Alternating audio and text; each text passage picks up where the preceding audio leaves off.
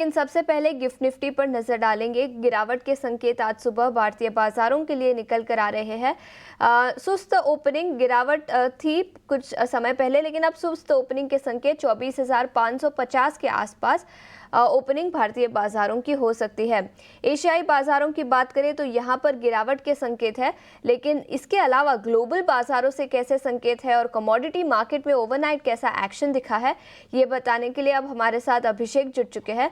अभिषेक, good morning. बताएं कैसे रहे ग्लोबल बाजारों के संकेत और भारतीय बाजार कैसे शुरू हो सकते हैं?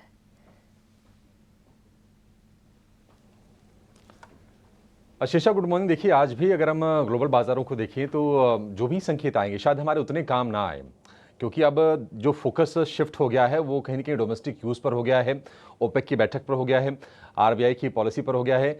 कल ओपेक प्लस की बैठक है कच्चे तेल में प्रोडक्शन की समीक्षा करने के लिए, और उसके बाद 6 तारीख को आरबीआई की पॉलिसी, जिसमें दरों में कटौती को लेकर देखते हैं क्या फैसला निकल के आता है और आरबीआई कमेंट्री क्या रहती है।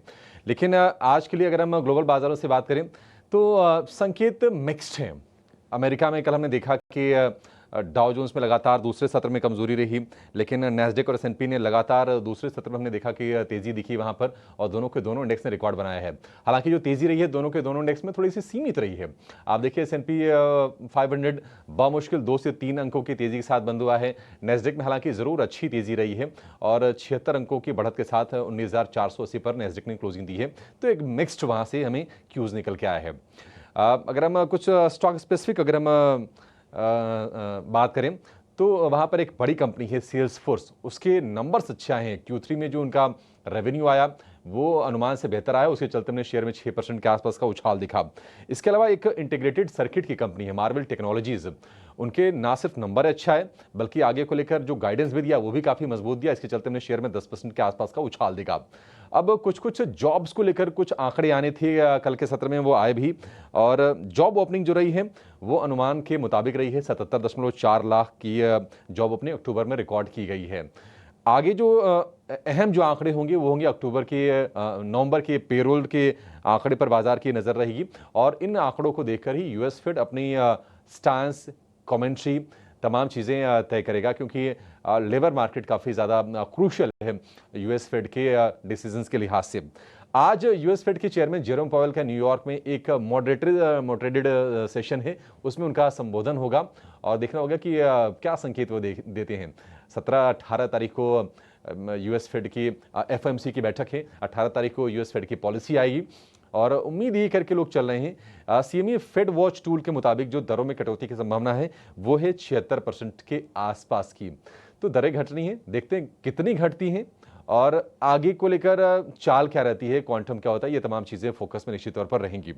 आज जो अहम आंकड़े आने हैं, एडीपी प्राइवेट पेरोल के रिपोर्ट के आंकड़े आने हैं, इसके अलावा यूएस सर्विसेज पीएमआई के आंकड़े आने हैं अमेरिका में, फैक्ट्री ऑर्डर्स के, ड्यूरेबल गुड्स के, ये कुछ आंकड़े हैं जो आज के सत्र में वहां पर नजर में रहेगी।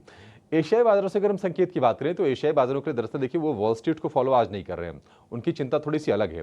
कोरिया में एक बड़ा डेवलपमेंट हुआ और वो कि वहाँ के राष्ट्रपति ने मार्शल लॉ लगाया, और लगाने के हालांकि 3 घंटे के बाद ही उसको हटा लिया। तो कहीं ना कहीं वहाँ राजनीतिक स्थिरता को लेकर, फाइनेंशियल स्टेबिलिटी को लेकर सवाल खड़े हुए, और उसके चलते बाजार जो है वो भरभरा के गिरे। 2-2.5% के आसपास से गिरावट हो गई, 2% अभी भी गिर के कारोबार कर रहे हैं। इनफैक्ट बैंक ऑफ कोरिया ने एक अपनी इमरजेंसी बैठक भी बुलाई चीज़ों को एसेस करने के लिए और डिसीजंस लेने के लिए। तो उसके चलते हम देख रहे हैं कि आज चाहे वो कोरिया के अलावा चीन हो, हांगकांग हो, जापान हो, सारे के सारे बाजार गिरावट के साथ कारोबार कर रहे हैं, लेकिन गिरावट जो है वो सीमित है। 0.25% के आसपास की गिरावट बाकी बाजारों में हम देखने को मिल रही है। अब आते हैं कच्चे तेल पर और सोने पर। सोना हम देख रहे हैं कि एक रेंज में ही है, $2660 के आसपास के भाव हैं कॉमेक्स पर सोने के, ज़्यादा चेंजेस नहीं है। क्रूड में अब हम थोड़ी सी हमने उबाल हल्की सी देखी है, और वो उबाल इसके चलते आई है क्योंकि कल है ओपेक प्लस की बैठक, जहां पर संभावना इस बात की है कि प्रोडक्शन में कटौती को लेकर फैसला लिया जा सकता है। तो जो ब्रेंट क्रूड का भाव है $73 के ऊपर जाकर कारोबार कर रहा है। तो मतलब अगर हम पूरे ग्लोबल संकेतों से बात करें, बहुत कोई सपोर्टिव संकेत भारतीय बाजारों के लिए नहीं है, लेकिन शायद हम इनको, मैं फिर से कह रहा हूं कि इनको फॉलो ना करें, क्योंकि एक आंकड़ा हमारे पक्ष में आया है और है एफआईआईज की खरीदारी का। बहुत बड़ी नहीं, लेकिन सेंटिमेंट के लिहाज से इसको बड़ा जरूर कहेंगे। 3-3.5 करोड़ रुपए के आसपास की खरीदारी का आंकड़ा है फाइज की तरफ से, और 2 दिन हम बाजार में नेगेटिव न्यूज के बावजूद तेजी देख चुके हैं, तो ये एक निश्चित तौर पर बड़ा ट्रिगर होगा। हालांकि गिफ्ट निफ्टी आपको शांत शुरुआत के संकेत दे रहा है, 24,550 के आसपास है, लेकिन गिफ्ट निफ्टी ने पिछले 2-3 सत्र में कहाँ जो चाल दिखाई है, बाजार ने उसके उलट हमने चाल देखी है। तो आज भी शायद उसी तरह का सेशन आपके लिए हो सकता है।